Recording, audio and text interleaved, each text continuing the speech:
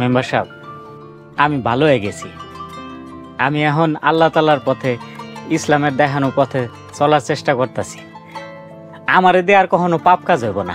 চুরিদারি আমি ছেড়ে দিছি। আর ওই উপজেলা মসজিদে আমার খাদেমের চাকরি হয়েছে। আমার লোকে দোয়া করেন। ঠিক আছে, যা তোর লিগে দোয়া করি। আচ্ছা ঠিক আছে, আমি তাহলে যাই এখন। আসসালামু আলাইকুম।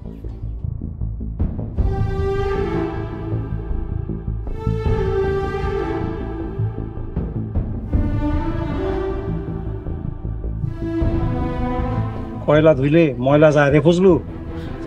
না না মেম্বার সাহেব, ইতিহাসে এরম নজির আমার অন্তত জানা নাই। চোর চোর কখনোই মমিন হয় না। আপনি ঠিক কথা কইছেন। আমার কি মনে হয় জানেন মেম্বার সাহেব, এই শালা নতুন গন্ডামি শুরু করছে। বন্ধ। তুই ঠিকই কইছস।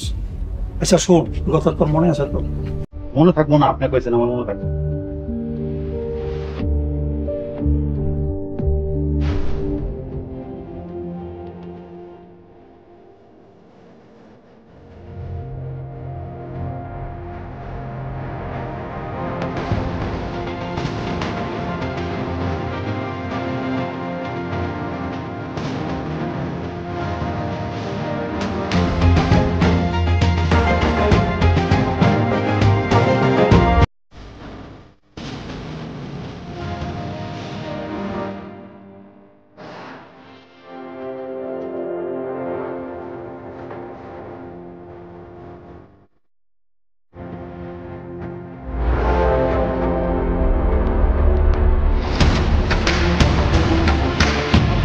তাইলে তোর এইসব গন্ডামি আসলো?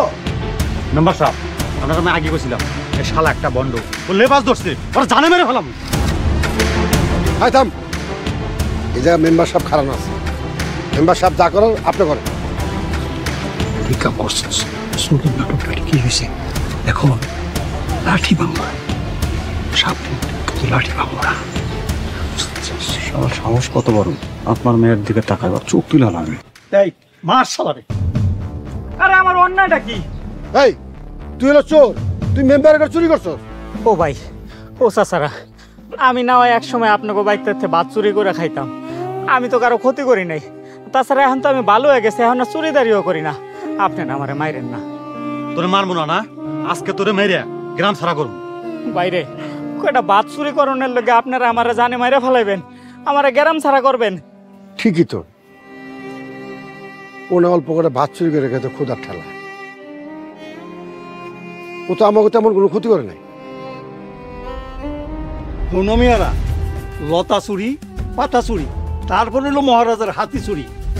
এই বাচ্চুরারও যদি এখন না থামাই, তাইলে এক সময় পুরা গ্রাম লুট করে ফেলাইব। দে লাঠি দে আমার।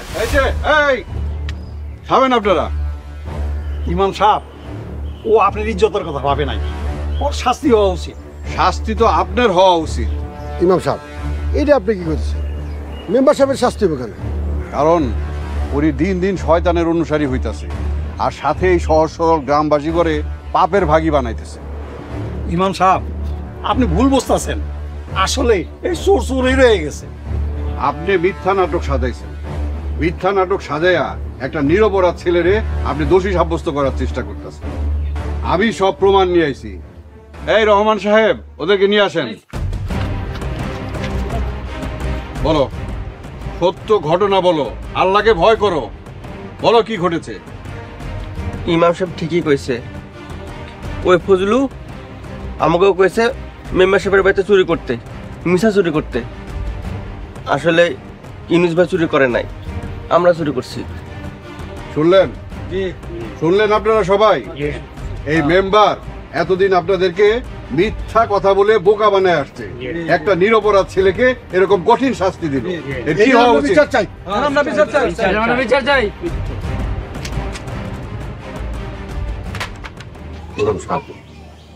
আপনি আমাকে মাফ করে দেন, আমাদের ভুল হয়ে গেছে। আমি মাফ করার কেউ না। আপনারা মাফ যদি চান, তাহলে এই ঘটনার জন্য ইউনুসের কাছে মাফ চান।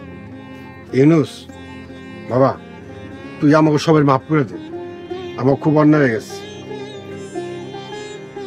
আপনারা সবাই বলেন তো, এই যে ইউনুস আপনাদের গ্রামের ছেলে, সেই গ্রামে কি চুরি করত? ভাত চুরি করতো।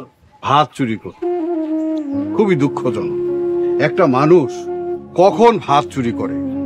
পেটে ক্ষুধার যন্ত্রণা হলে তখন গিয়ে নিরুপায় হয়ে অন্যের মানুষের ঘরে গিয়ে ভাত চুরি করে। আপনারা বিশ্বাস করেন, আমার চুরিকরণের কোনো ইচ্ছা ছিল না, কিন্তু আমার তো কোনো উপায়ও ছিল না। এটার দিয়ে আমি কি করুম, কই যাবো, কার কাছে যাবো? কেউ তো খাওয়ানোর সময় আমার একটু ডাকতো না যে আয় বাবা আমগুলোকে বইয়া দুইটা ভাত খা, কেউ তো কয় নাই কোনোদিন। শোনেন মিয়া সাহেবরা, ইউনুস একটা বাপ মা মরাজ এতিম ছেলে। আপনারা তাকে সঠিক পথে আনার চেষ্টা করেন নাই, তাকে কাজ দেন নাই, তাকে খাবার দেন নাই, তো সে চুরি করবে না তো করবে কি? অনমিয়ারা একটা চোরের লিগা এই ইমাম সাহেব তুম্ব অপমান করতেছে, এর পরিণতি কিন্তু বেশি একটা ভালো হবে না। আপনি আবার কথা বলছেন, আপনার তো লজ্জা হওয়া উচিত।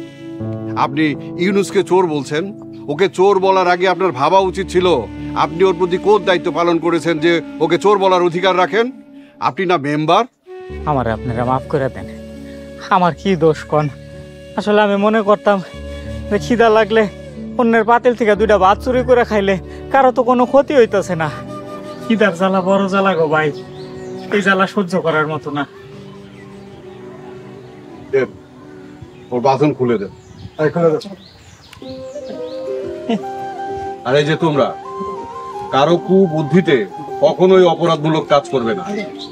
যাও, আজকের মতন তোমাদের ছেড়ে দিলাম, ভালো থাকবা, কোনো রকমের অপরাধ করবে না।